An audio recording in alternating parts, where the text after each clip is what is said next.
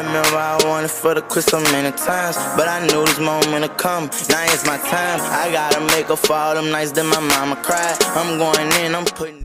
What's good, YouTube? It's your boy K Flex, and I gotta get something off my chest, man. Something that's on my mind about this game, man. This is a mini rant, not really a rant, man. This video won't be too long, but I just have to ask y'all opinion on something, man.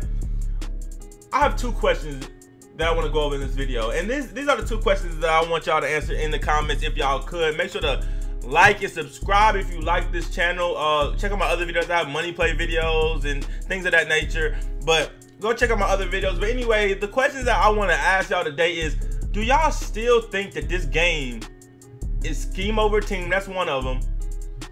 And another thing is this game pay to play?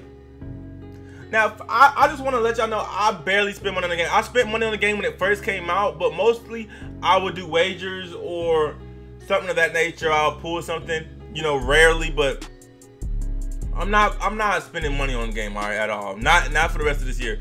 But as I can see, this is my team. I had to sell a lot of players because I'm just trying to figure out how I want to rebuild my team, because the 91 zone corners are really overpowered. Now, if you guys remember, when the game first came out, the zones were trash, completely awful. And Madden and you remember iMav and everybody was saying, well, the zones were good at EA Play. I don't know what they did to them. You know what I'm saying? They messed them up, and the EA was trying to say, well, the zones were really OP. I'm starting to understand what they meant. I think they meant 91 zone threshold was very OP. With the cornerback from 91 zone over, they play out they zone, bro.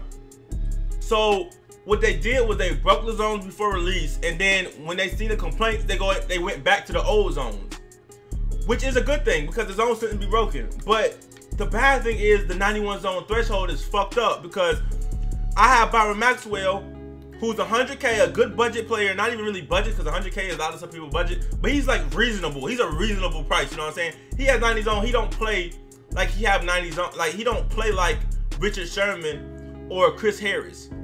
How is that right? Even though he's one less zone, he don't play like them. Now,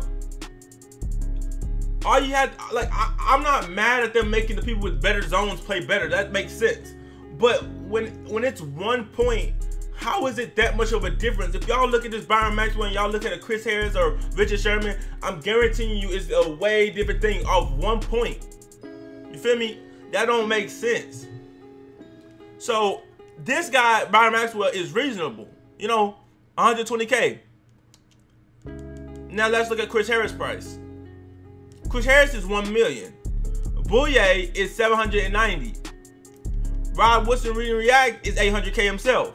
You understand what I'm saying? So you gotta pay these unreasonable prices to get the good zones, to get the OP zones that EA was referring to at EA Play. You have to pay for these 91 zone corners, which are 800 with 700K plus, except for Talib. Talib is the only one that his price is actually going down. So if I do decide to build a team again, well, when I do decide to build a team again, I probably will get this Talib. His price is going down. It's going to 590, which is still crazy.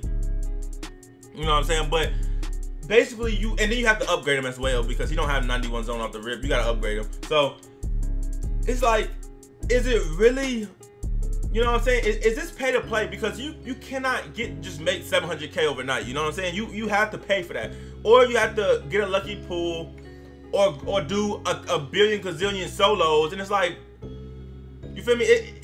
If you ask anybody who got these players, I almost guarantee they paid for them. Ain't nobody grinding for a million, and then to have two of them and have the safety. Think about this.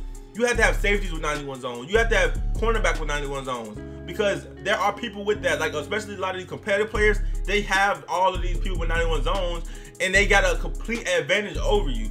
So it's like, is this game pay to play? Because I guarantee they're paying. They're paying. A lot of these players be buying coins because they're not really pulling packs. You're not gonna pull nothing if you pull packs most of the time. So a lot of these players buying coins, because think about this. I don't understand it. I could see if you, okay, say you had to pay $100 and you knew you was gonna get Rod Woodson. All right, then it still don't make sense because you're paying $100 for a Rod Woodson or one virtual card, but it would kind of make sense.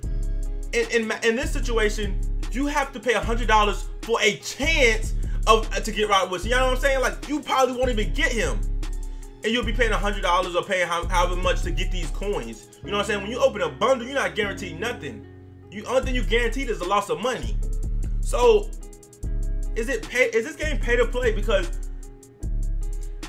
think about this, and this is gonna lead me to my second question.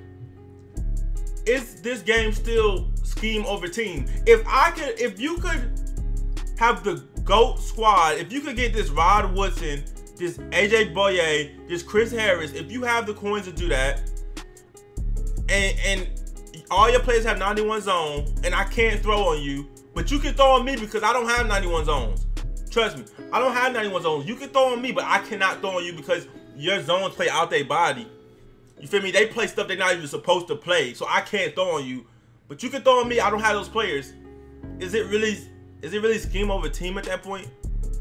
Seriously? When I can't even throw, I have to run the ball the whole time. If y'all look at the last tournament that happened, man, it's a lot of running, bro. That's who's gonna win this game at the end of the day. Is the person who runs the ball the best is going to be able to win the Madden championship in this game, because you can't throw the ball on 91 zone corners.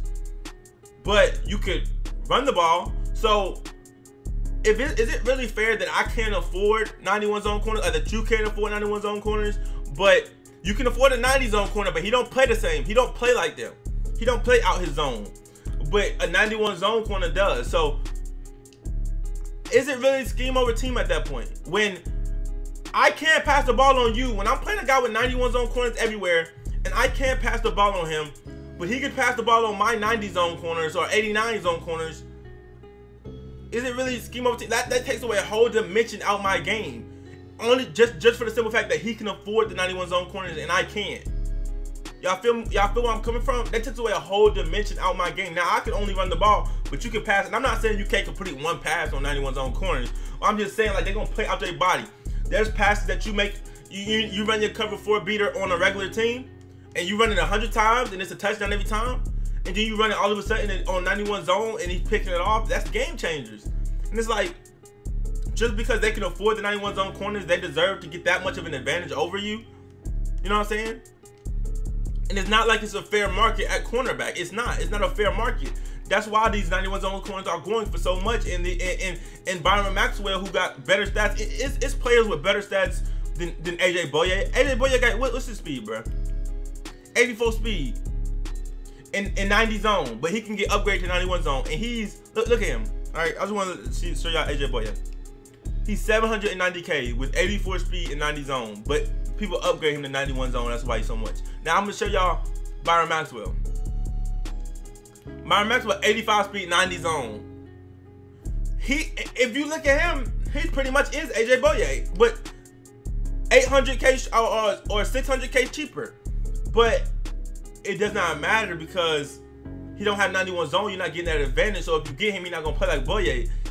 That's not. Is that fair? Is it really scheme over team at that point when I can't pass the ball but you can? You know what I'm saying? I don't know, man. But anyways, man, I didn't mean to make this video this long. I just want you guys' opinion, man, because this is why I sold my team, bro. I sold my team. I'm trying to get back in the mud. I'm trying to figure out how I want to build another team, man. I have 1.3 million. I'm trying to figure out. I know I need to start with cornerback somewhere, but I had to rant about this. Is this fair, bro? Is this fair? I don't know. Let me know what you guys think. First question I got for y'all: is this scheme over team still? And is MUT pay to play? I know it's always been pay to play to a certain extent, but I never felt like it was this much scheme over team, especially with the cornerback and the secondary stuff. Anyways, man, that's gonna wrap up the video. Appreciate you guys for watching this. I will see y'all next video.